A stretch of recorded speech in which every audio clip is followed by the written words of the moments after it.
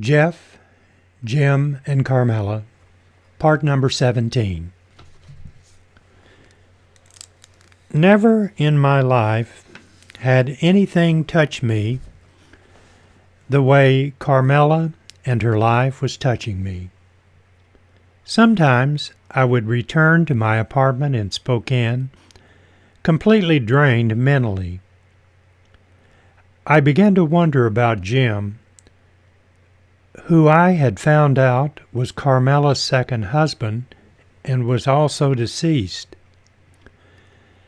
Soon after she started to tell me about Jeff, I asked her about Jim. Carmela became quiet and gave me the look I experienced on my first visit to the assisted living home. She told me she would tell about her life with Jim, the same as she was telling about her and Jeff. Then she told me I would then know and have the rest of the story.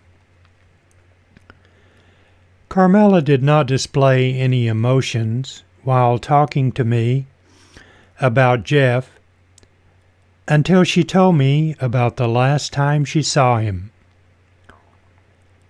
She continued to be poised and in control of her emotions, but tears began to flow down her cheeks. She did not attempt to wipe them away. I had so much respect and feelings for Carmela. Tears began to flow down my cheeks too. Carmela told me she needed to take a break from telling me her life before she told me about her and Jim.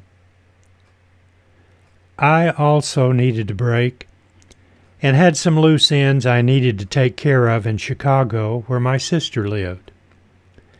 I told Carmela I would phone her in a few weeks to see when we could continue the story of her life. Carmela told me not to phone her because if I could leave a number with the assisted living office staff, she would phone me when she was ready to tell me about her and Jim. We said our goodbyes, and I reluctantly departed for Chicago. Carmela appeared to be failing in health, and I was afraid I may never hear the part of her life that included Jim. It took me about a week to complete my business in Chicago, so I began to spend my days thinking about Carmela. 3 weeks, then 4 weeks went by, and I never received a phone call from Carmela. Finally, I could not take it any longer, so I phoned the home and asked to speak with one of the office staff I had become friends with. She told me Carmela's health was going downhill, and she doubted Carmela would phone me. I asked my friend to please speak to Carmela and ask her if I can come and visit her again. When my friend phoned me back, she said Carmela wanted to see and talk to me again, so I was on the first available flight I could find to Spokane.